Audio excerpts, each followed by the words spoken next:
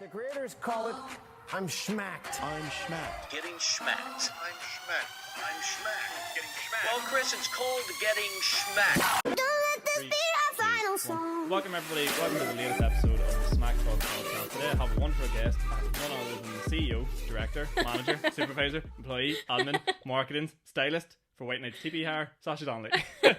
Is that a fair Yeah, representation that pretty of what much you do? sums it all up, yeah. So for anyone that doesn't know, Sacha, you do like event management? Yeah, so I do like events management and events planning, styling, kind of pretty much everything to do everything, with events. everything that yeah. is named there. Are you a one person band like for your company, or how's it work? Yeah, pretty much. I'm pretty much a solo woman, like. That's the things you do too are quite like, it's no easy task setting up because you have like beds in the MTPs and like the TPs themselves can't be put up. How do you deal with that? Well, I have help setting the actual TPs up, like, because they're way too big for me to put up on my own. So I have someone who comes in and helps me with that. But the rest of it, like the styling, the marketing, the planning, all that there, it's all me really. So That's crazy. yeah. That's a lot of lifting. Like, It I wouldn't fucking fancy doing is. that myself. Oh my god, yeah, like they're so heavy. Like each tent is like, I'm saying this is so heavy, but maybe the other people who go to the gym, it's not. Yeah. But like each tent is like a minimum of like 30 kilos. Like, so hell. for me, I'm a wee girl. Like, you know, this is very hard to carry. I suppose it's a good workout for you. It you don't actually need the gym is, anymore, yeah. like- I literally don't need to go to the gym because I'm constantly carrying heavy stuff, whether it's tables, chairs, like it's constantly carrying heavy stuff. Like, And I'm interested to like how you originally got into it. Like, some people were asking, is it like you spotted like a gap in the market for TP hire, or was it like whatever was related to what you did in uni, or well, in uni I did events management, so I kind of, like when I was going through uni, I kind of did different kind of events experience in different areas. So like I done the likes of like I done experience with Creamfields, like I worked backstage with them, and then I kind of tried a whole lot of different areas, and I was like, God, I'd really want to try weddings now. And I was at a wedding where they had the big massive Nordic TPs, and I was like, oh, this is class, I'd love to do something like this. And then looked into it last July. I started looking into it, and for those big massive TPs, they were just so expensive. Like, I was 22, and for one of those TPs on its own, it was like 10 grand, and that was before you even came across any of the other equipment that you needed. God. And so I was like, right, this is expensive, what's the smallest I can start off with? So I kind of, that's how I came across the wee smaller TPs, the canvas bell tents, and I was like, God, you know, this is a good way to start out, and then I can eventually build it up to And was those it like, bigger ones. was it sort of like, just the way of the world, like you could only do outside events? Yeah. Was that like sort of the process as well, the thought process behind it? Yeah, I was kind of like, I had seen a woman from down south who was doing something similar, but she was kind of very focused on kids, like sleepovers, kids' birthday parties, and that was the first time I'd ever seen anything like that before. So I was like, God, I'd really love to take this kind of into the event sector and really kind of glow it up. So I seen that, and then with the combination of the wedding TPs, I was like, right, this is kind of the smallest I can start out with this, and then that's kind of really. It's sort of because we were talking about like just before we started recording this, like in terms of like just for myself in the podcast, you have to sort of start out with, it's not an easy like initial purchase to make. Yes. But you have to like throw yourself in. Like Oh, I was saying, like my God. I've told the story before. Like I literally maxed out my overdraft to get everything that I needed. Yeah. And even at that, you always want more. Yeah. Like, because I look at your stuff, and as a fucking straight white male, I have to say it is very cute. Like, Oh my God, It is like, and all them wee knick-knacky things like light bulbs and all, like Yeah. they're not cheap once you start No, adding all the oh things my in. God, like if you could see my storage facilities, oh my God, like it's crazy the amount of stuff. I went from this wee like small 10-foot container to now I've got 30-foot, like, way. it's crazy the amount of stuff that you go through. Yeah, it's just mad. But like, see, making that initial first purchase, like I remember setting my finger on the button to hit buy for about half an hour. Well, I won't die. What if this happens? What if this doesn't happen? Will people think of me? And no, I can't do it. And then I eventually came back, and I just thought, fuck it, and I hit it without even thinking about it. That's what you have to do. You just have to literally just go, right, fuck it. Yeah. And just like hit the button and worry about I always find, even with like stupid things, like you get like fucking like a new clothes haul or something like that. You literally just have to be like, once you've spent the money, it doesn't matter. Just forget about it, put it in the back of your mind, and look forward to the deadly. parcel coming. I'm too bad with friggin' shopping. Like, especially like personally, I buy so many clothes and so much shit, but now in the business that's transferred over, I'm like constantly like, oh, that cushion's really nice. Like everybody slags me. They're like, oh my god, have you come home with more cushions again? What is the crack with cushions and women? Like, what is the story there? I'm sitting in this room and my dad's obsessed with cushions, and he never throws anything out. Sorry everybody, the wasp came in there and I had to run over it. And it's like, what was I saying? Oh yeah, women and pillows. Yes, women like, and pillows. It's like in my room, in my bed, there's one pillow because I sleep with one pillow. Now why do women feel the need to have like 10 pillows? You know, funny enough, I only have 2 pillows on my own bed, but then I literally just have, I would say since I started the business, I've gone through about 40 pillows. Like, seriously. Yeah, definitely. And then there's the Christmas ones too, about Christmas ones as well. Sake. So, you know, it's really It's endless. like a seasonal thing, isn't Yeah. it? And then I'm like, seeing there's Halloween stuff in the range, will I go up and get some Halloween pillows? I'm like, Oh, yeah, and just go all out. yeah. So I want to actually start off with, like, go back to the very beginning. So, like, we'll maybe skip school, but, like, university. So you went and studied event management, is that right? Yeah, so I left school and went to Liverpool. That was completely unplanned because I had, like, only applied to London and Newcastle. And then last minute, on the day of results, I got into both and I was like, nah, I don't want to go there. Yeah. So yeah. I head off to Liverpool. And it was class. Liverpool was unreal, and it's some city for events too. Mm-hmm. But I actually found the course really not up to my standard. Like it was. This is the thing, because, like, and again, I was said about my own business degree, like, not really overly. What would be the best way to put it? You know, people do them sort of degrees, and it's like, Yeah. why? Like, you know, you don't need to do Yeah. that to do what it is you're doing. That'd be your first Well, statement. like, yeah. Well, I didn't know. Like, I literally didn't have a clue. I'm All talking right, about uni. another Walter. Yeah, so university. So as I was saying, Oh yeah. like the whole, like, you know, you do a certain degree, and, like, you know, people might look at it like advanced management. People are like, do you really need to do that? Yeah. See, that was the thing. Like, before I left to go to uni, I was one of these people where I literally didn't have a clue what I want to do. Like, in Our Ladies, you're very much pushed towards going down the kind of law route or going into medicine. Mm-hmm. You know, it's kind of, they've high expectations and they don't really, you know, consider anything else. Yeah. So I was kind of one of these people where I was like, right, I don't know what I can do. And then I was like, right, what am I good at? And I was good at organising things. And then that's how I came across this course, events management. And I was like, I've never heard that in my life. Like, this is so strange. So anyway, I just applied for all those courses. But actually, it is one of those things that some people would say, you know, you're better just getting experience in the field and working up. Like, you don't necessarily need a degree for it. Yeah. But then the degree is very versatile. Like, it's quite businessy based, marketing based, and then events. You know, like, we actually did very little on events. Yeah. And my course in Liverpool, it was really, I don't know, I would say it probably was bad. Like, you're doing an events management course and you only ran your first event at the end of your second year. Right. Okay. Yeah. So then at the end of my second year, I had to come home. So I came home and went to do my third year in Jordanstown because they do it as well. And then they told me, oh no, if you want to do it, you have to completely start all over again. What is the crack with that? I have know no people idea. In those situations, like, oh yeah, you did 2 years in a legit degree, but Yeah. for us, it must be a money thing. I don't It know has what to it be a is. money thing. It's so annoying. And so then I came home and I was like, right, what am I going to do here? And then they said that you actually have to go 2 years through Belfast Met, and then you can go into your third year in Jordanstown. So I was like, right. So at the time, I was like, I'll just do whatever that'll suit. And it was the best thing that ever happened to me. Like, it was unreal. Belfast Met, it's such a stigmatized place, I think. Like, it was never once, I never even heard of it before. Before I had to go there, I never heard of it. And it's so, like, I've always heard people saying, oh, Belfast Met, no, but it is unreal. Like, I went there and there was like 24 of us in our class, and it was just the best of crack. You're still doing the same degree, but it was just so much better. You've got that kind of one-on-one time with your tutors and all that there that you don't get in university. Was it more like classroom vibe? It really was. That's yeah. what I found with, and like text and stuff like that. Yeah. If you're not there in uni, there's no push to go to your lectures and stuff. And when I was in Liverpool, I never went to lectures. Like, everybody would be surprised if I turned up. And like, that was completely the opposite to what I was like in school. I'd never miss a day in school. So going to Belfast Met, if you didn't turn up, you know, people be like, oh, why are you not here? And you always had that motivation to go. Yeah. But like, I really, really enjoyed it. Like, you got so close with your classmates and everything, and the course itself was amazing. Like, it was so practical for an events management course.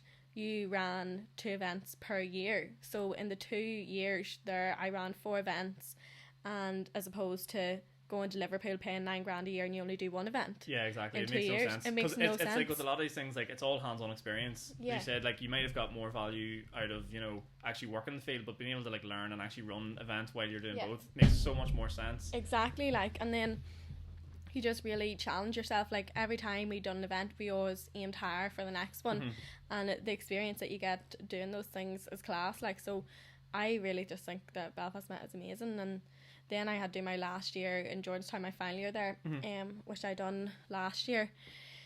And see, being the whole like online thing, oh my god. Oh, you had to go through that, yeah. Oh my god, for my final year it was all online. That's brutal. Do you think it was so easier? bad. Like, did you have any exams around, or was it mostly coursework? It was mostly coursework, yeah. I think it might have been easier because I never would have went to the lectures anyway. Yeah. And it's even the online lectures. I literally think I tuned into about 5 the whole year. It speaks volumes, because like we were talking in our like uni group chat there yesterday about what modules we're going to pick. Yeah. And everyone was like, oh, week 1, like, see us all then. And like 3 out of like the 5 people in that chat were like, I'm actually booked a holiday for that week. Like, don't give, Yeah. just don't give a fuck. Like, Yeah, like, you really like don't. caught up. Like, it really doesn't matter what the hell's It going really on. doesn't. I literally would never tune into a lecture. Like, every time I did, I would just fall asleep, you know, because like it's hard enough to listen to somebody in person for 2 hours. But whenever they're on the laptop and you're sitting there, it's like, dear God, you You just have put every them on other mute. distraction around you. Yeah. It was brutal, but I literally just went on and just got the material and just learned it myself. Come Do you think though coursework. sometimes, like, I find with like my degree, like business, I've always been interested in that, and like would like to think I've quite a good level of common sense. Do you think like for yours, like common sense brought you a long way? Do you know, just like event management, like just, you know, Yeah.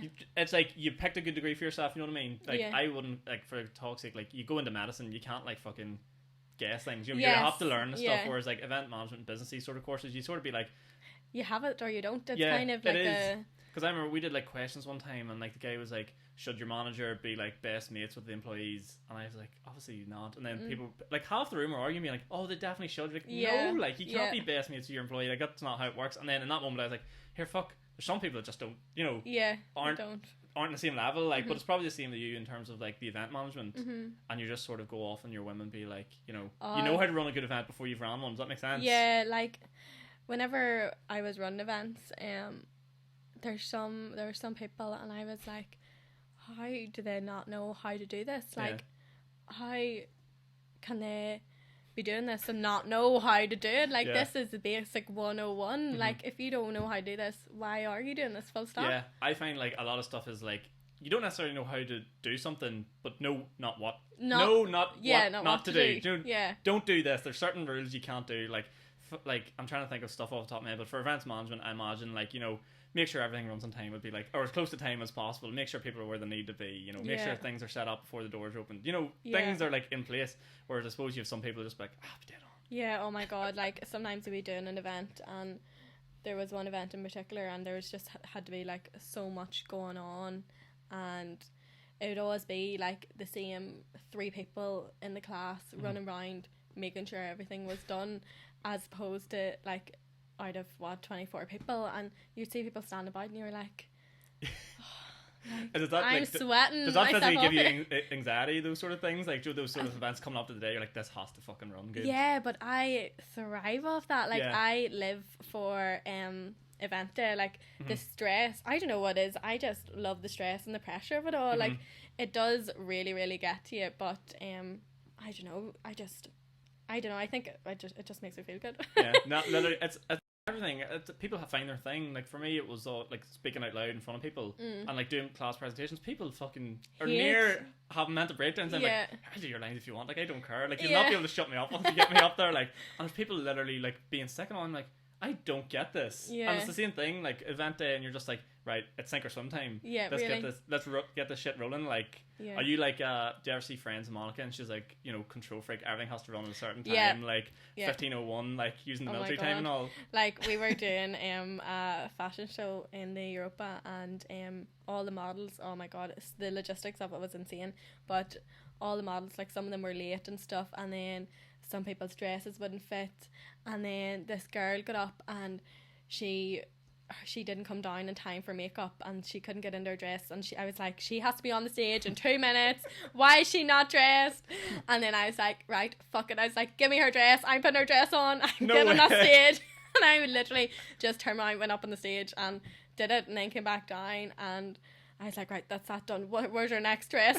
Give me an eye. Like, it's so like in this line of work, you have to be on the ball. Like, Yeah. everything has to be done in a certain time, and like I find that so stressful now in my own business, which is, it's different from just running events as a group of people. Like, like with the business now, if I have a hen party and I have to be there by 2:00 to start doing this and have it all set up, you know, there's so many things that can go wrong before that. Like, you forget something, you need to turn around and get it. And see, whenever you're not on time, whenever I'm not on time like that, it stresses me out so much, you know. I'm such a time person. Like, Yeah. I'm the biggest. Even like just meeting mates, I have to show up on time. If someone, Yeah. do you remember like? I remember going to like Princeton when I was like 18 and stuff like that, and people were like, oh yeah, come from like 7, and I never understood this in time, but 7 o'clock to me means, you know, it starts at 7. Yeah. So I would show up at like 7:15, and he was like, well, and he was like, You're the like, only person there. I was like, he's not even dressed yet. He's just not even ready. I was like, you said 7, and he goes, yeah, it's 6:45, and then everyone else shows up at like 7:30, 8, and it goes, Yeah. 7 means 7:30. Like, no, in my brain, you tell me the time I'm coming at that time. Yeah. Like, it's Like- like you can't. I'm not going to wait on anybody else. You tell me the time, I'm going to be there. Yeah. 100%.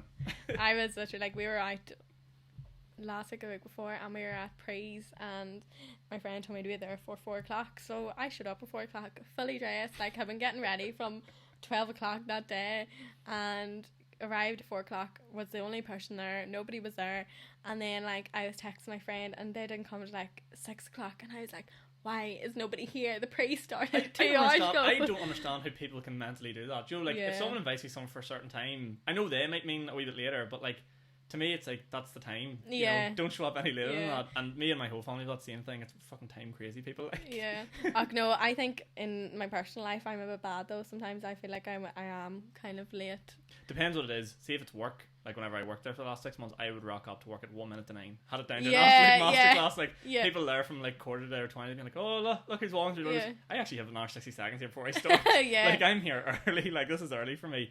But it depends what the situation is. If it's something I'm going to have fun in, 100% I'll be there early. If it's work, I'll show up on the button. Yeah, Like, literally. don't really give a fuck. Like whenever I work in Sainsbury's and in retail and stuff like that there, if your shift started at 9:00, I would literally be leaving the house at 9:00, Yeah. be there Yeah. to clock in for like 3 minutes. max. My first ever comedy, the first time I did stand-up comedy, I arrived, the show started at 8:30, doors at 7:30. I was there from 6:00. There was nobody else there. I wasn't on stage to 10:30. 4.5 hours early, like a maniac. And by the time I got up, I had just like, I was like, only thing I can do here, we're in a pub, just drink. Just Yeah. drank on my own. And then whenever I seen the actual guy who like organised the event come in, I like hid from him because I didn't want to look crazy. Yeah. And, like, I am so So excited. eager. Yeah. He's like, what time did you get here? I goes, just about 5 minutes ago. me starting to get a wee bit tipsy. And Yeah. I was like, oh, for fuck's sake. Like, but yeah, time's a big one. If you're listening to this and you don't fucking be on time, get with the program, folks. Yeah. Get with the absolute program. I sort of want to go back into the TP stuff again because like it's such a niche thing, but we're sort of talking about beforehand.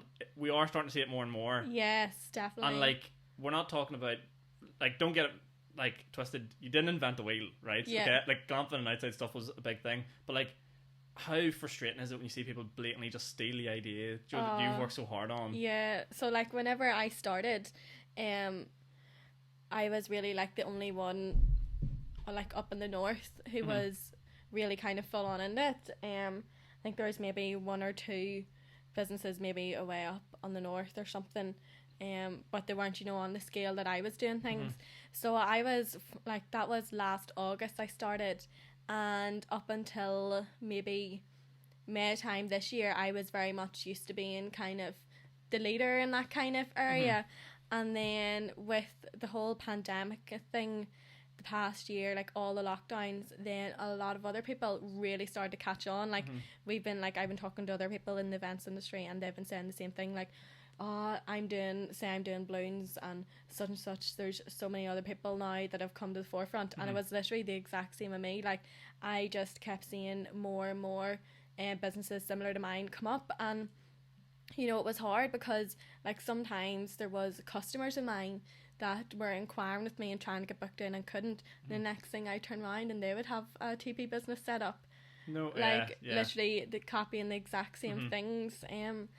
So that was kind of hard. And then there was other things where other businesses were copying, you know, like maybe my style or different kind of ways that I was doing things. And that was, I know that they say like imitation is the biggest form of flattery or whatever, but it's also annoying as fuck. it is like whenever it's a business thing, like I would spend hours you know, like researching different kind of styles, putting together mood boards, trying to find different suppliers for different things, you know, comparing items, you know, that kind of stuff. I'd put a lot of thought into it before I'd bring the physical final whatever. So there'd be a lot of work behind the scenes to bring that, and then I would turn around and a few weeks later the next business would have just went and copied the exact same thing. And it's like, how do you do this? Because I literally go and find these things like from really weird places, you know, like I put a lot of thought into finding them from places that other people aren't really going to get them. But it is one of these things that it just happens, and you do kind of have to be flattered by it, like, because nobody's going to copy you unless they like your stuff, you know.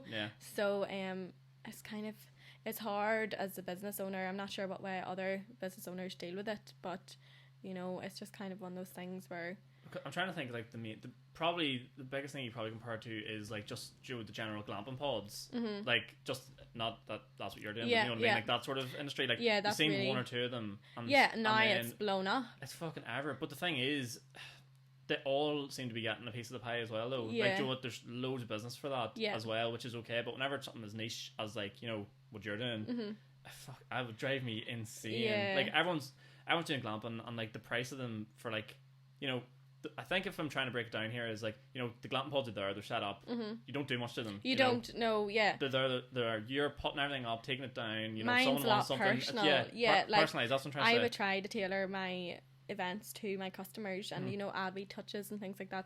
That's going to kind of set me above the competition, and that, like, that's why my customers come to me, because I do give the best. I try to give my best as much as possible. But like, I was talking to other you know, I've socialized quite a bit with other people in the events industry, you know, people similar to me, and you know, we were talking about the amount of new businesses that have come about in events this year, and how we're all dealing with, you know, not the extra competition. And you know, people were saying, they're just saying to me, like, I know it's frustrating if you do feel like somebody's copying you or whatever, but you just have to remember that, like, nobody can copy your passion. And then I was like, that's true. And they were saying, you know, they're copying you for a reason, whereas you know, you can bring the next best thing. Like, you already have it in your head what you're going to bring, and they can't copy that. Yeah, you know? you can't beat that initial, you know, new thing. You know, it's going to take a wee while for them people to get up to that sort of speed. Yeah, exactly. So talk to me then about like what a typical customer would be like, because as I said, it's all very cute and stuff, but probably wouldn't appeal to me and the boys. Do you know what I mean? Like, I was trying to actually figure this out for you, because now that we're talking on like competitive edge and all, like, maybe like a boys scene TP. I know boys aren't overly into TPs. No, I've had this. People say this to me before and everything, and like about poker night TPs and all. I'm like, oh. The first thing that came to my mind, I'm sorry for fucking my girlfriend who listens to these, like, there's a massive pole in the middle. Stripper pole. Yeah. It is literally, Sean. Like, I literally have it on my terms and condition page. This is not a stripper pole. This is not a stripper pole. Do not dance around the middle pole or the whole thing will fall down. It's so funny. Like, it's funny when, like, you create a business, you never think to yourself, like, I'm gonna have to write a fucking stripper pole terms and conditions in my, like, hair. I know, you don't think that that's where your life is gonna be. And like, I had a wedding there in May, and I absolutely loved it. It was fantastic, and my bride and groom, they were so lovely, and the bride is such a beautiful person, you know. And they had sent me over this video of, you know, just from the like the wedding day, like just a wee kind of put together video, and at the end it like kind of just kind of progresses as the video goes on. It like from really civil to then like all the kind of the dancing at the end, and like the last shot at the end is like the best man like dropping it while it's hot around the pole, like, and I'm like, oh. Like, I was going to pretend I didn't see that. Yeah, but, like glad you had a lovely day. I'll let them get away with that one. So like the main thing seems to be like wedding stuff. So weddings and like hen parties and stuff like that there. Yeah. So like, what's the tip? What's probably have the most fun with? What would you say? Would hen parties be quite fun, or are they? Well, whenever I started off, it was all kind of really glamping and birthday parties and stuff. But this year, it's been really, really focused on hen parties. Like I'd have at least one hen party weekend, and I had a few weddings this summer as well. Like weddings would be my goal, but I love the hen parties as well because you get to do kind of these nice wee girly touches, like. Yeah. Like I was making hangover kits and all the other day, you know, these wee things that I like to be creative, that I can be creative in. So the hen parties are great crack because the girls are fantastic, and you know I'd come back on site sometimes during the actual hen party, and there'd be like cocktail people and stuff set up, and it's coming down, and you kind of get to be part of that atmosphere for a while, and it's really cool. Like, so definitely hen parties are kind of my typical customer base. And that's kind of the way really going forward, I think, because, you know, it's hard for hen parties at the minute because whenever you think of a hen party, people usually go abroad, or, you know, they'd go up to Belfast and stay over and whatnot. But at the minute, you know, nobody can really do those things, and if you can, it's not necessarily enjoyable because you're split up at a table of 6 people and all is here. So kind of these outdoor home events are what's really the main kind of thing. And then talk to me about weddings, because again, as a boy, I have no fucking idea what goes into a wedding, like, or like my God. the preparation. Obviously, it's the big, like, people obviously are fucking massive. It's their wedding day. It's huge, like, and like the fact that I actually talked to Kiev about when she was playing music at weddings, and like to be chosen for someone's wedding is massive. Oh like, my God. the trust that someone's putting in you. Yeah, it's crazy. But like as a boy, all I think of for a wedding is get a decent suit, good grub, good music. But there's obviously a million one other things that you don't even really think about is. that goes into it. What's the sort of stuff you would have at like your typical wedding? So one of my weddings this summer that really stood out to me was one with one of my lovely brides, Charlotte. And so Charlotte, she was kind of in a place where she didn't know what was going on with her wedding, and she actually only booked in with me maybe about 8 weeks beforehand. You know, it was quite like a close window. You sort of had to do that this year because you know, everything changed so quickly. Everything was changing all the time, especially for weddings. They didn't know where they were coming or going. But that was just an amazing experience from start to finish, because, you know, you meet with your bride, you know, over the laptop, over Zoom or whatever, just to kind of talk through your initial consultations. You need to really, whenever you're doing weddings, it's such a personal thing. Like, you're such a key person in this key moment of that person's life, so you really have to get to know your bride like on a real personal level. It's different to hen parties and stuff like that. There is kind of the same thing goes, but for a wedding you have to make sure that you're meeting those expectations that your bride and groom has, because it's something they're going to remember for the rest of their life. So you have to make sure you're on the ball. So so that went kind of from event concept to actually putting the event together, and that week I was having the biggest nightmare, Sean. It was horrendous. So this was like the first week in May, and I had a hen party at the weekend before, and it was one of my big massive tents, and there was a storm. The tent completely, like, one of the doors, they had their own TP as well, and they asked me to connect my TP up to their TP, so I did that. But then they took their TP down, and then like one of my doors wasn't secured down to the ground. Next thing, there was the wind, and the whole thing completely collapsed. Oh, fuck like, this was a brand new TP. It was the first time it was out. It was completely collapsed. And like, we went up, and it was the rain. I've never seen anything like in my life. Like, you know, that kind of rain where you're literally, you may as well not be wearing clothes because you're just completely soaked through. And when you're in that kind of situation and you see all your stuff lying on the ground, like, that tent is full of glass, it's full of all these other things, and this weather's going on, and you have to try save what you can. Like, see, just running back and forth trying to save things from it. And then we eventually got it sorted anyway, and I picked the TP up somehow, and And I was like, what am I going to do? I have to start putting a wedding up on Wednesday. Like, this TP is fucked. What am I going to do? I can't get another one. So then that was going on. And then on the Tuesday, my dissertation was due. So I was like sitting up trying to finish off my dissertation. Because of course, like any good dissertation, you have to, you know, finish it the night before. Yeah. You have to just do those final touches. So that was going on, and I had this tent, and I was like, how the fuck am I going to dry it? Like, it was completely flooded. I was like, how am I going to dry this out? But anyway, we took it down to, their wedding was in Glasdrummin, like just before you come to Newcastle. So it was a really scenic place, and we put the TP up, and it was soaking, it was dirty and everything, but it was still going up, and that's all that mattered to me. So I had to get some heaters in, dry it all out and everything. So that was the stressful part of making sure, because like my bride was talking to me, and I was like, I honestly don't know if. Were you being honest the whole time? Were you Yeah, did you you're have to have kind the of- poker face? Like, You so do how's everything kind of going? have You're poker it's like, face. yeah, it's brilliant. Yeah. Everything's going well. And like with brides too, you know, to turn around and all this here going on a few days before her wedding, you know, that's obviously very stressful. So you kind of try to make that as easy of a process as you can for them. So I was just like, Charlotte, I'm just going through a bit of a nightmare at the minute, but don't worry, it'll be okay. We'll get it sorted. And then like I was going down to, they had like their own location, you know, it was based at home. So I was going down there and starting to set things up, get the heaters and all in. Yeah, we put the heaters in, and then next thing the electric blew. And they live in Belfast, so I was ringing her at like 11:30 at night, being like, oh, Charlotte, can I climb in through your window here to try and get this electric working? So then the electric blew, and then I was like, you know, Charlotte, I don't want to risk this electric blowing, you know, on the day of your wedding. I was like, I think you need to get a generator. Oh, for fuck's sake. So this poor bride, the day before her wedding, I was just saying to her, you know, I really don't want to be that one responsible. I was like, she had to go get a generator then. But anyway, so the TP was grand. I'd kind of got over the nightmare. We were getting there, we were sorted. But like the process of setting up for that wedding, I was spending like 4 days on site. And like the night before the actual wedding, I was actually still in the tent at like 2:00 in the morning, just, you know, putting things on napkin rings and all that there, you know, doing all my final touches, make sure I was all prepared. But like, I'm very lucky. I have a really good friend, who's also called Charlotte. She's a florist, so she would come down and like she'd stay at all hours helping me, you know, we help each other out.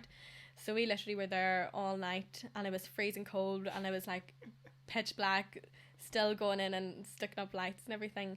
And then the wedding day comes, and you're back on site in the morning, making sure everything's okay. You know, you're getting the caterers there, you're making sure the cocktail people get there okay. You know, you're just making sure everything's all right.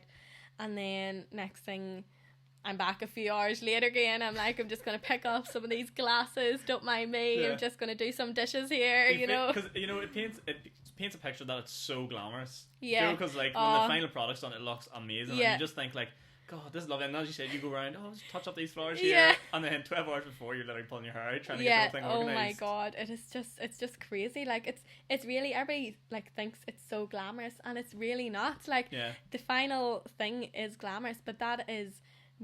takes 2 hours to make that glamorous, but that's not the 10 hours that you see behind the scenes. Did you expect that, like, the amount of like work that you're putting in, did you expect that before you started all this, or was this like something you're like, oh my God, I didn't realise it would be this I didn't think crazy? Yeah, I didn't think it would be this crazy, but I didn't expect to level up so big so quickly, if that makes sense, because it's only been a year. I definitely did not expect to be doing the big weddings that I have done this year, so I'm really blessed for that. But you know, this was only supposed to be a wee sleepover thing last year, and then now it's like with my bride Charlotte, like they actually had their main, that was only supposed to be like a wee small thing for the day of their wedding day whenever they actually got married, and they're supposed to have like a big marquee wedding a few months later, and then they said to me, oh no, we've actually cancelled the marquee wedding because that was lovely. And like, that's the moment where you're like, oh my God, I can't believe this is the stage that I'm at. And like, would you find that you're like quite a people pleaser? Like, it sounds like you are. You're like, you have to do all the wee touches, and you can't just leave out. I can't. I have to make sure that I go above and beyond. Like, even for my weddings, you know, I don't just do the event style and the event plan and all that there. Like, I like to be a kind of personal person for my bride and groom. Like, I like to make sure that I'm around there, you know, if they need me, they know how to get to me. And like whenever I go to my weddings, you know, I'll come back the next morning and, you know, like even fill up like glass bottles with Dilute and everything for the tables. That's a job you know, in like, itself though. Like you have people that are like designated thing like hotels and stuff. They do have their the like wedding coordinator and stuff like that. Yeah, that's a all job in there. itself. So add that to the list of stuff I said at the start as well. Wedding coordinator. Yeah. God, I don't know. I'm honestly like so impressed by how you do it, but I have to ask. Obviously you told me quite a few good stories. Have you had any like nightmare stories? Like, yeah, definitely. like because we sort of talked on this before, and I don't want anyone to take this the wrong way. Like, would you call yourself an entrepreneur? Yeah. So you're a young entrepreneur, especially like as a female young entrepreneur. Like, tell me, like, did you find that was quite difficult for you because of like, you know, the stereotypes and stuff like that, or like, do you think that that's unfair? It's one of these things that still annoys me. I find like I'm 23 and I am quite young, like, and I know I look about 18 or whatever, but I feel like that sometimes people do underestimate me. Like, I can turn up for a booking to, you know, do a booking, and, you know, I can see people looking twice at me like, what's this wee girl doing here? You know, or you know, I have had some kind of condescending people in the past where you know, maybe they thought I was taking the piss with like prices or whatever, but you know, my price reflects the quality, the time. I'm bringing all that there to you. If you want something cheaper, if you want something that's not as good as what I'm going to bring, then there's plenty of other businesses out there. But you know, people can be quite condescending, like, she's just this young person. And you've heard those things said before? No, it's just sometimes the way that people look at you. Or treat, you know, they kind of, I don't know, not like, I would say like 99% of my customers are absolutely amazing. Like, they're fabulous, and you know, they are so lovely. I had a customer there at the weekend, and she was for a hen party, and I was saying to her, she's the best customer I've ever had. Like, she was sending me over PowerPoints of the location, you know, with all the exact measurements, these diagrams drawn to scale of the exact measurements. I was like, this is the best customer I've ever had. We were saying about boys earlier, it's a good thing you don't get boys because they would not get that level of attention. Literally. It's like, where is it? It's like in the middle of a football pitch. Like, that's all you probably get. Like, but no, I definitely find that it is quite difficult to be like a young entrepreneurial woman. And like, one thing that always makes me laugh is like, I have my van, you know, to go about and do things, and like, I be in my van driving about just doing my work, and the amount of people that like give me dirty looks for me driving this van, I'm like, have you never seen a girl drive a van before? Probably in front of me not. Yeah. Probably not. And then you're just like carting all this stuff out of the back of it, and you're like, holy fuck. Yeah, literally. But no, you can. Have you had any issues with like people paying you and stuff like that at the start, like trying to take the piss that way, or has that all been smooth sailing? Because that's a big thing for people to start businesses. Yeah, it's mostly been smooth sailing. Like, I have never really had any problems with people paying their invoices or anything like that. I have had some issues with where there's been damages and stuff, and people have been a bit reluctant to pay. That's only happened maybe twice. But that's it. But whenever you're in this business, you know, you're hiring your equipment out to people. If people aren't going to respect that and take care of it, you know, they are liable to pay for it. I would say that would kind of be the bad experiences of doing this, because, you know, I put so much into my setups and so much into my events, and I'll turn up and set all up for you and everything, and then sometimes I come back to see the stuff destroyed, and you know, that's so disheartening whenever you put so much in it. Do you get like, so obviously, like from you talking earlier, like obviously you put 110% into your business, like you always go with this lovely attitude, you can just tell, like, I know you before you came here, like, you know, just a lovely person, but is there something whenever it crosses the line that like Demon Sacha comes out and you're just like, it's hard, because like, personally, away from the business, I'm one of these people who I'm really honest, and I find it really hard to mask how I feel. Like, if you've said something to me and you've annoyed me, I'll tell you that's not on, I don't like that. Or you'll know by the look on my face. Like, that's what my friend said to me, is your face seriously like that right now? But so that's the hard thing. So I have had like gone into situations where I went in to pick up tents sometimes, and I've gone in and just the state of the place, I've just had to like kneel on the ground and cry, because it is so breaks my heart. it is, yeah. You do there has been a couple of bad instances where I've just been, it just really deflates you, And in those kind of situations, you have to, if you see the customer, you have to kind of, it's hard to kind of control how you feel and to kind of bring that kind of professional level back to it. But I think that's something that people just learn with time. Like, I'm only been doing this a year, and 2 years time I'll be completely different, you know. Like, your level of professionalism increases as your experience does. But I think that's definitely one of my weaknesses is if, you know, the emotional side of it, trying to control your emotions about it, because it is such a roller coaster. Yeah, because you're literally, from you talking, like, you're putting literally, like, you know, blood, sweat and tears into this event for that person nice, and then for them to turn around and just fucking leave things laying their hole or whatever, like, it would, I couldn't imagine. I think I would lose that.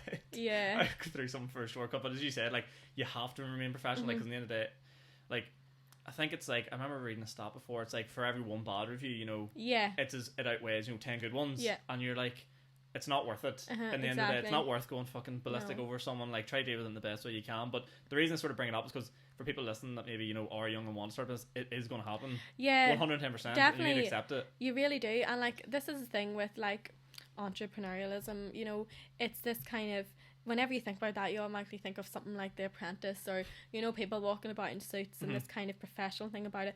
But that is not the reality. It is one of the hardest things you will go through. Like, the journey of it, you have to do 6 different jobs the one time while being sane. Like, you know, it is like one of the toughest things. Like, I seen a video there, and it was like, you know, about normalizing the other side of entrepreneurialism, where, you know, you're exhausted, you're crying all the time. Like, I firmly cry once a day. Like, you just have to. You have to do it. It is so tough, but it is definitely one of those things that if you have it, if it is in you, and you're thinking about it, and you think, I think I would just love to work for myself, or I'd love to bring this, just do it. Because if you ignore that, then, you know, there's no point. You're wasting your own talent. I always think, like, I've always used the analogy of, like, you know, people like Adele. Imagine Adele was too afraid to get up this thing. Yeah, you've, like, exactly. robbed the world of, like, you know, a talent. Or, like, she listened to that one stupid kid in school that was just like, shut up, or, you know, like, the straightest thing. Like, you're robbing the world of talent. Do you feel like you always knew that you wanted to work for yourself? This is actually, like, funny, because I actually bumped into a friend who I went to school with in the bank there a couple of weeks ago.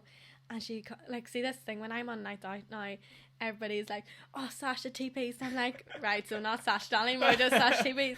And this girl came up to me, and she was saying, oh my god, whatever. And she was like, you know, I remember you sitting in religion class in A-level telling our teacher that one day you're going to have your own business.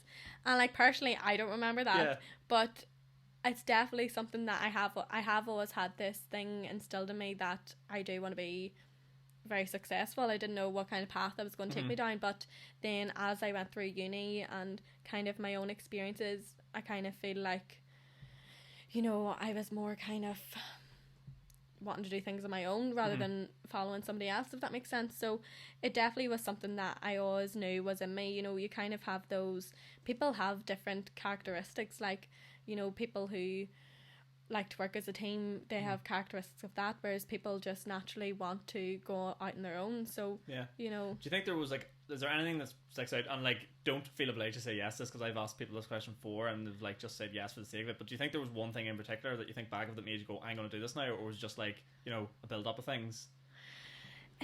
Did you have, like, a one moment you just, like, fucking were good lads, like, heard you talking about TV one time, and then it popped up and you're like, fuck, I could do this? Or was it, like, just a cumulative thing? It's like, what was that? Was there anything in particular that made you go, I'm going to do this now? Well, it was kind of like the pandemic, because as I said to you before we started recording, I had a placement. I was in uni. I had a placement as an events coordinator assistant in 10 Square Hotel in Belfast. So I had that, and that was a possibility of a graduate job afterwards. And I was working part-time as well. And so I had all that, and then the pandemic hit, and it went.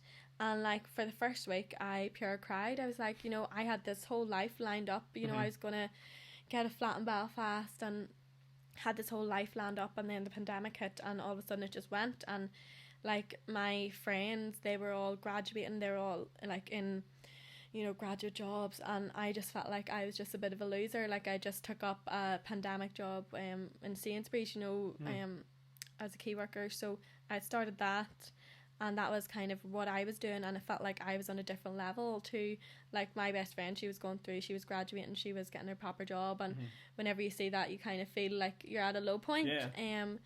So then that summer I literally just seen this, and I was like, no, I really do think I can do this. I was like, I think I could do this, definitely. So I was like, oh fuck it, I was like, I'm just gonna do it. But like, it's hard because whenever you're starting something like that, you're always thinking, what will other people think? Like, what will, like, you know, especially for girls as well, you're like, oh, what are people going to say about me? Like, who does she think she is? Or, you know, but you really have to just kind of overlook that. I embrace the who do they think they Yeah. are. No, I fucking love it. Who does he think he is at his own podcast? And Yeah. like, just run with it. It's Yeah. like, I think whenever I think about it, for me, the thing that for me said it was like, I would rather be the person you're talking about than be that person that's doing the talking. Do you know what I mean? Like, yes, like for definitely. you, like, it's 1,000,000 times cooler to have a fucking, you know, TP hair company than be the person be like, look at her and her TP hair. Yeah, company. You know what I mean? exactly, yeah. Like, stay to those other people. You know what I mean? Yeah, And exactly. I'll be rude just because I don't care. Yeah. Right? Definitely, But, like, because before I started this, I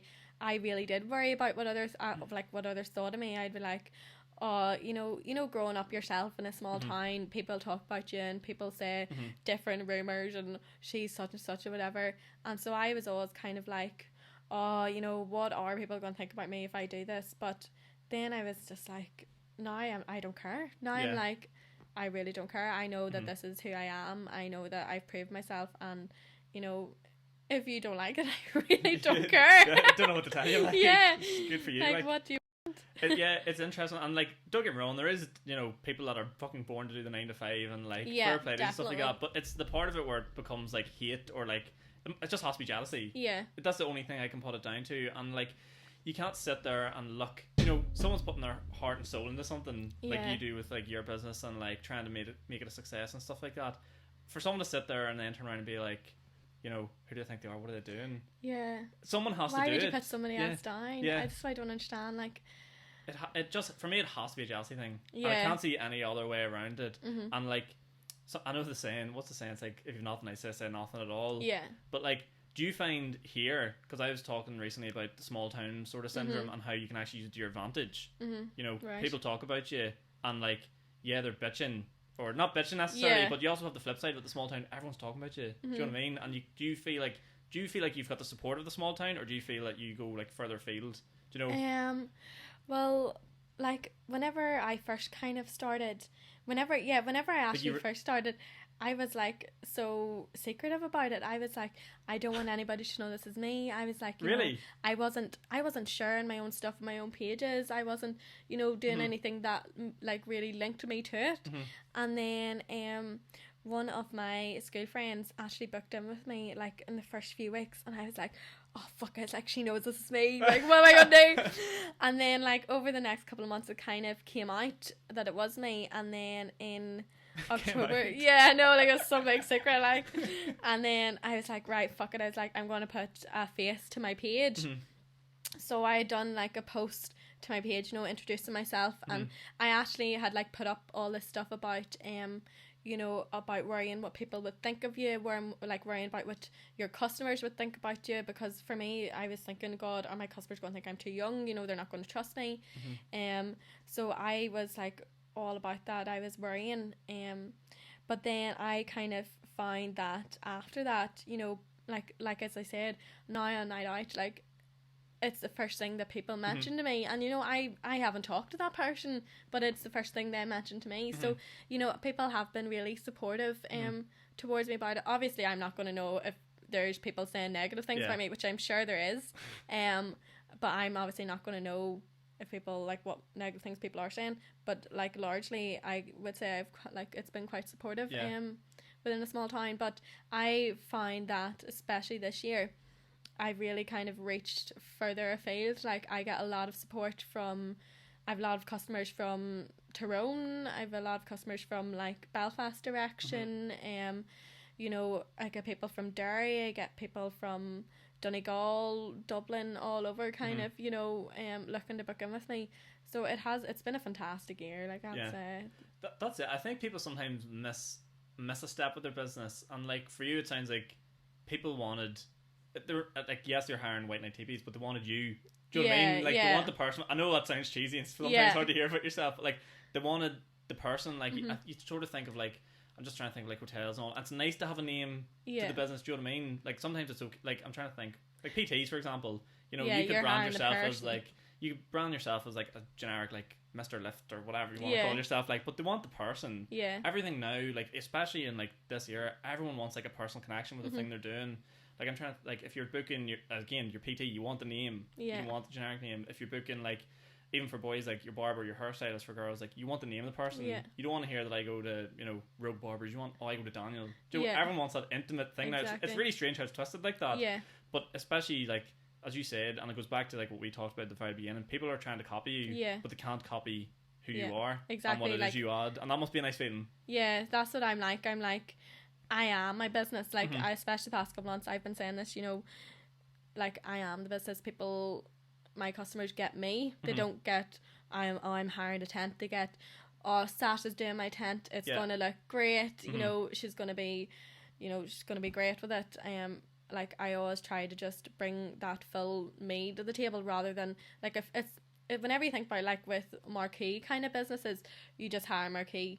Whereas with me, you kind of get the full package. You know, you get that correspondence between the both of us. You know, you're a personal person to me. You know, you're not just a figure, a customer, a number. You know, I want to make sure that you're going to walk away from this tent happy, that you'll have great impressions of the service that I've given you and that I've had a memory in your mind. Do you know what I mean? So that's like, people can't copy you. They can only copy the things you do, but they can't copy you. You know what you're gonna, you know what you bring to your customers, and nobody else can really take it away from you. I'm interested to look going forward. Now obviously let's not give too much away in terms of what you've planned for the future, but like, do you feel that, like, you know, what you're doing now is like scalable to where you can do that full time, or is it like you want to get a job and get more experience somewhere else, or like how does that work out? Because I know like people like to plan, people like to look ahead. What would you think for the future? Well, see, at the minute it's kind of a hard one, because we had actually planned to go away to Australia for this time of year, but obviously the borders are closed, so we are talking about doing it next year instead once the borders are open. Because I feel like I've been in uni from I was 18 till I was 23. You know, I've never really had the chance to go off, so it's something I've always wanted to do.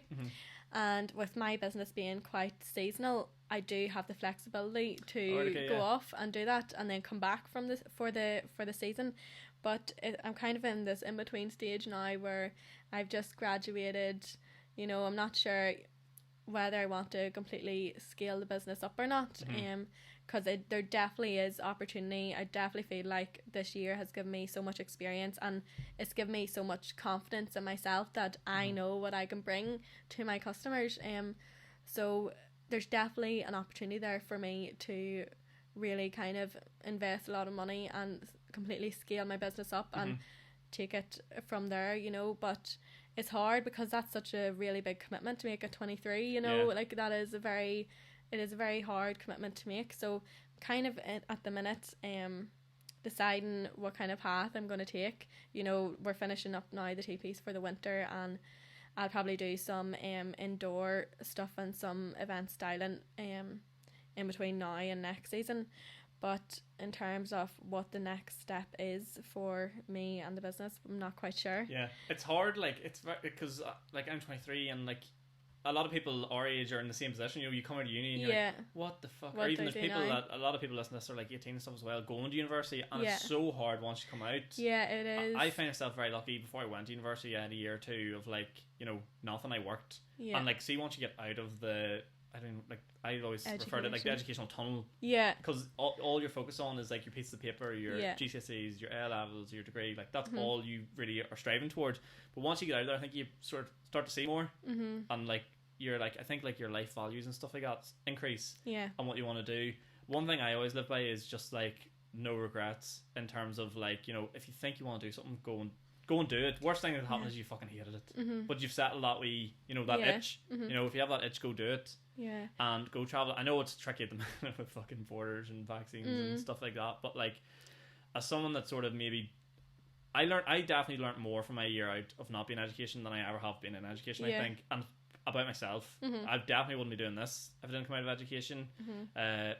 like I wouldn't be, you know, probably wouldn't be the person I am, you know, without it. Yeah. So it's really important, I think, within that year of coming out of university, don't rush to the first thing that Yeah, everyone else is going definitely. for. Like you said, and I've been in your position too, you know, you see your mates going to do other things, and it's fucking tough. Like, I seen all my mates go to university, and it was really hard, and I was at home and they're partying and living the student life, and that's really, really hard. But at the same time, I would not go back and change 1 second of it. Yeah. And that brings me back to my original point. Just don't have that regret. Yeah, you know? don't.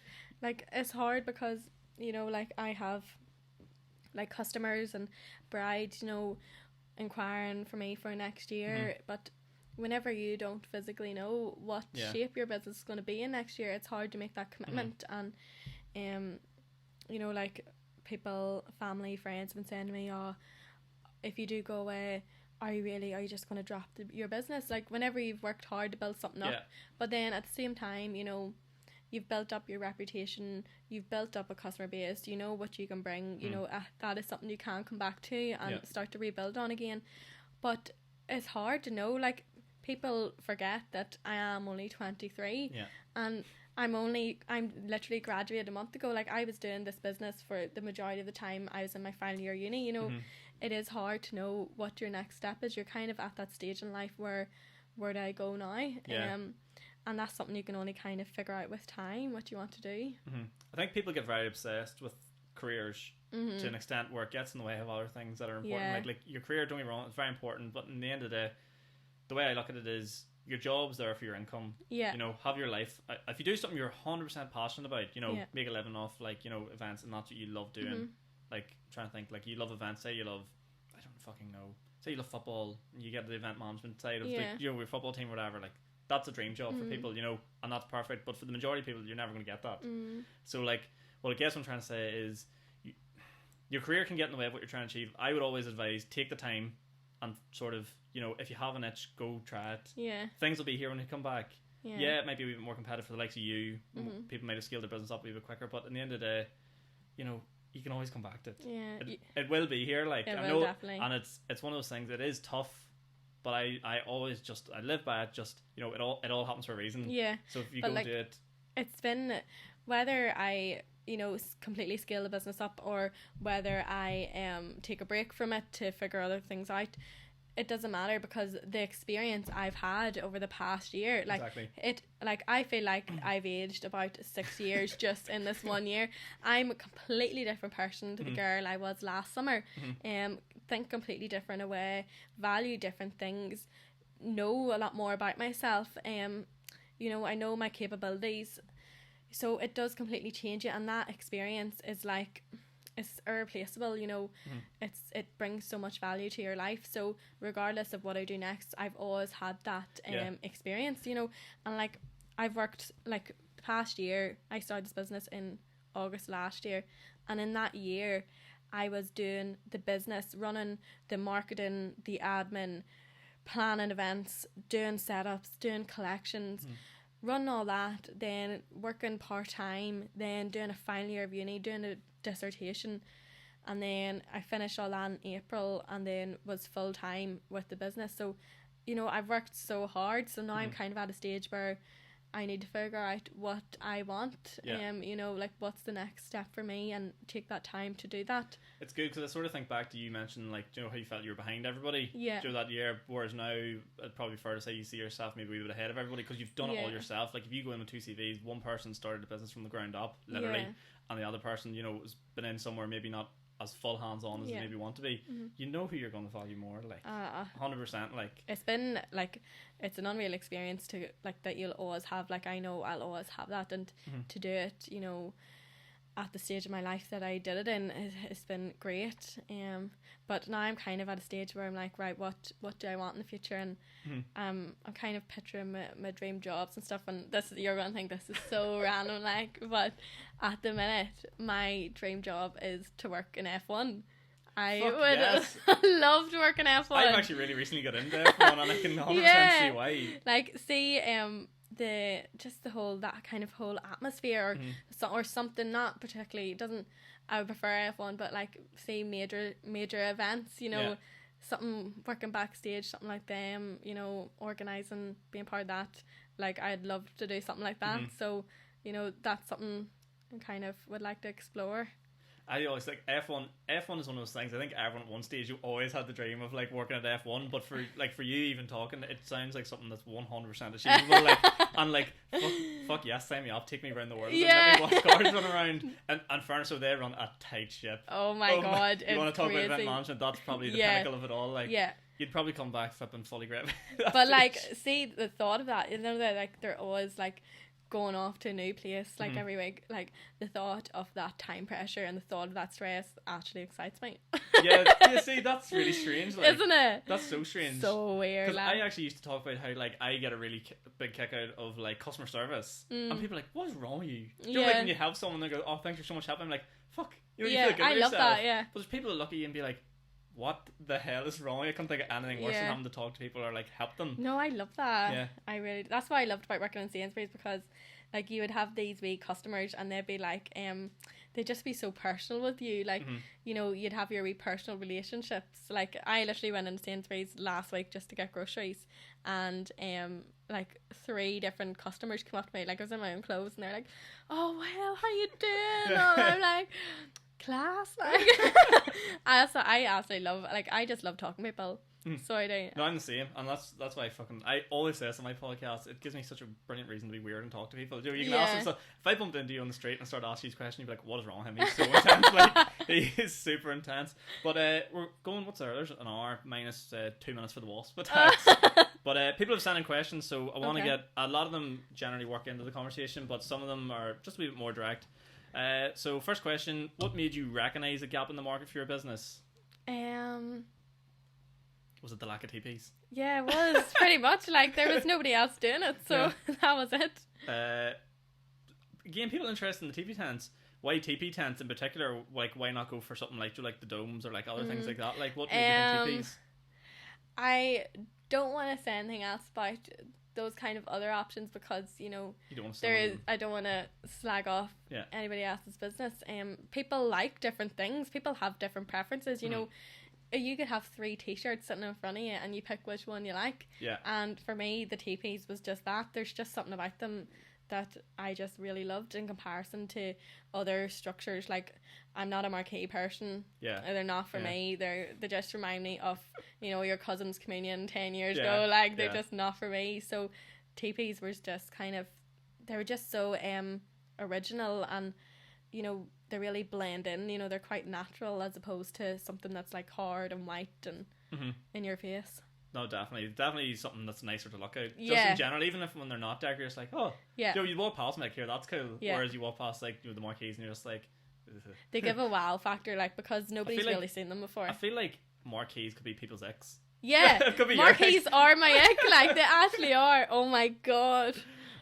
Someone wants to know, what goes into designing the interior? Do you like digitally design before? Is it all in your head? Like, what's the process there? It's all in my head. Like, I literally, I'm quite a creative person, but I'm not a drawing person. So whenever I'm thinking of an event concept, I literally just have it all in my head. I have just these images of how exactly it's going to look. So it's so satisfying whenever you bring that to life. Yeah. Whenever you have exact things in your head and this image, and then you just transform it. That's something I wish I was good at. I'm really bad at 1, drawing, and 2, I have something in my head, create it, and then like, this looks nothing. Looks nowhere near as good. Head? Yeah, like I'm in the process of like, I'll be moving to Belfast, so this whole setup will look different on video very soon, and like I'm trying to create like a more studio vibe, and I'm like, fuck, I know what I want, and like it's never gonna be like, I'll never be able to create it. I'm gonna try to get like Austin to draw it out for me or something, but, like, so I can physically get the things that I need. But yeah, art and fucking design. No, I can't do it. Like, I would love to be able to, like, I've had a customer be like to me before, oh, can you send me over the design idea? And I'm like, no, it's in my head. I can't send you over it. Yeah. I would love to be able to draw it and draw out exactly what I'm thinking on there. Oh, them Unreal sketchbooks and all. Yeah, that'd be unreal. Like, that'd be so impressive, but I can't do it. So. I feel like you don't have the time for that. No, I don't. It's easier. It's a lot quicker to have something in your head and just roll with it. Yeah, see, that's the thing. It's hard with mine as well, because if you had somebody like working for you, you know, I have the image in my head. I know exactly how I want it to look like, and that person won't help me achieve that. If you know what I mean? Yeah. So it's kind of. Do you feel like it's one of those things where like you have to do it because no one else will do it, right? Yeah, yeah. No, I feel like if anybody else did it, it would not be right to me. It has to be done by me. I know, that's The so standards bad. are high. Yeah, they The are. standards are high. Someone wants to know, I suppose this is a good business question. Do you think normality, in quotation marks here, normality will cause a decline in the demand? Yes, I do think so, that it will affect it slightly, but I definitely think that the past few months, you know, outdoor events are here to stay. Like, there's been a massive shift between, you know, outdoor weddings, outdoor hen parties and all. I think that people will definitely utilize it a lot more. I think it's been a good, like, it's like a good, like, it's been a good opportunity to see things that we didn't have before. Yeah. And, like, go with it. Like, outdoor events before were literally, like, you'd be a crazy person to have an outdoor event in this country because weather and all this other stuff. But like, now, like, people are just all for it. Like, they're just so stress-free. They're safe. You're in the comfort of your own home, you know. I think it probably will decline a bit, but I don't think, as long as you're bringing the standard that you do bring to your customers, I don't think it will affect me as much. I'm trying to think of something that, like, relates it. Yeah, the big one I was thinking of the other day was, remember coffee trailers? Like, during the pandemic, they were fucking massive. And in my head, I remember walking past them thinking, like, when pubs open up, no one's going to want to go for a coffee anymore. And that sort of, like, to me, when I put my fucking business head on, I was like, you know what, those things probably won't be here forever, but with yours, I'm like, people go back and say for like a week or two and realise this is annoying. Like, people have got used to space. Yeah. Again, if you know what I mean. Like, I've said it, and here I've said it 100 times more, I like socially distancing. Yeah. It's fucking class. People not being able to come within 2 meters of me is unreal. Yeah. I don't want to be standing shoulder to shoulder at a bar, like, ever again. Yeah. Now, the table service and that slowing down gets a bit annoying, but that's a different story for a different time. We'll go with, where's the last question I wanted to go with there?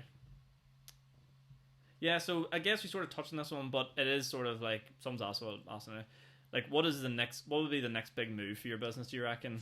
Like, because you've done weddings and that's quite big. If I was to scale up the business, the next thing I'd be looking at would be those big massive teepees, like the likes of you see in Finnebro, like fodder. It would definitely be bringing those teepees into the equation and kind of really scaling it up and doing proper events. Like, people might know of Magna Carta, you know, they have those big massive teepees, so they were actually my inspiration. But that is where I would like to go. I would also really love to have my own wedding location / glamping place. Okay. Like, that would be the dream, you know, that would be the end goal, to have like a location where your guests come to you, where you have all your teepees, Steve, you from putting teepees up every weekend. Oh my god, I would. Like, I would love to have my own location where people can come to me and, you know, have different facilities and stuff, but obviously that is something that is a huge investment and is not something I'll be doing at 23. Yeah, so definitely. I think that's going to do it. Have you any like closing comments or anything else you think of? No, off the I top of really your head? don't think so. No. Just, if you're going to start a company, go for it, basically. Yeah, pretty much. If it's something that, if you're one of these people who's in school and you're not quite knowing where you're going to go, what path you're going to go down, all that there, don't sweat about it. Just kind of look at what you're good at as a person and use that as guidance. And if you do feel like you have something entrepreneurial within you and, you know, you feel like you might be more of a leader than a team player, I think that this is quite like stigmatized, where people are like, oh, that person's bossy or whatever. But no, if you have that quality within you and you think, oh, I would love to start this, I would love to, you know, bring this here, just do it. Just go for it. Don't care about, the main thing is, do not care about what people think, because 100%. people will always have something to say about you. If I didn't start this, people would probably be saying, like, that girl, she's graduating, she's working in Sainsbury's, you know. So people will always have something to say about you, but it's up to you to just ignore that and go with whatever makes you happy. No, 100%. I couldn't agree with you anymore.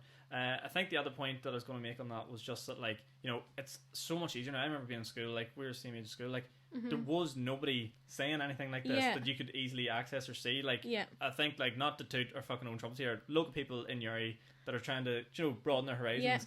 And speak for myself, I'm sure you're the same. Like, everyone's accessible. You know, if you are that person in school or you're young and you listen to this, like, send us a message or like, you know, literally, definitely. no one would, like, people like us would never shut you down. Yeah, ever, definitely and encourage you, because I was that person too in school. You know, you were saying about like medicine and like law and all. In my school, it was just go to university. We don't give a fuck what it is you do. Just fucking, we want you to go there. I played for my local tech, and it was like, I think I got like 2 seconds out of my careers teacher for it. Yeah. Do you know what I mean? And like now, whenever I bump into, like, you know, teachers from school or whatever, if I tell them what I'm doing, they're like, oh, you know, kind of like it's almost if they don't believe you, Yeah. you know. But yeah, it was something that was never. It was not something that was really kind of made like knowledgeable to us, you know. The only business thing I ever encountered in school was business studies, which was brutal. So Yeah, and then I was like, this is so brutal, I'm gonna do a degree. yeah, I'm never gonna do it. Fuck's sake. The amount of times I like got put out of my business studies class for swearing at the teacher because I was so bored. Like, That's fuck! Don't get me started on school stories. The only thing I will say about teachers in school, if you are listening to this, is like nobody's dream is to be a careers teacher. yeah, Nobody goes, I want to be a teacher. What do you want to teach? Careers. yeah. There's just people that literally didn't get the job they wanted. Yeah. So, But like, do not sweat. You know, you're young. I'm 23 and I still don't know what I'm doing. You've like, so much you know, time, like, you really do. You have you so do. much time. Like, whenever I was 18, I never flipping thought I'd be doing what I'd be doing right Yeah. now. So, you know, really just do not sweat. You're young. You can do whatever you want. The world's your oyster. Just freaking have a good time. yeah, literally just go and have a good time. Enjoy Yeah. it is what you're doing. Let the haters be haters. Yeah. You probably don't even have any. I don't even know Yeah. what's happening anymore. There's no one ever says anything shit anyway because they all just talk their own wee loser mates. But yeah, I think it's going to wrap us up on that beautiful sunny note. Yeah, lovely. Sasha, you've been an absolute star, and all the best with the TPs in the future you. and all the travels that hopefully we soon get to do. I know. I can't wait. I'm actually going on a plane very soon, so you will document that on my YouTube. Probably see how that goes. Probably get fucking trapped in Spain for 10 days. Oh, the stress already. But yeah, thanks so much for coming on. No It's been an problem. absolute pleasure. Where can we find all your stuff?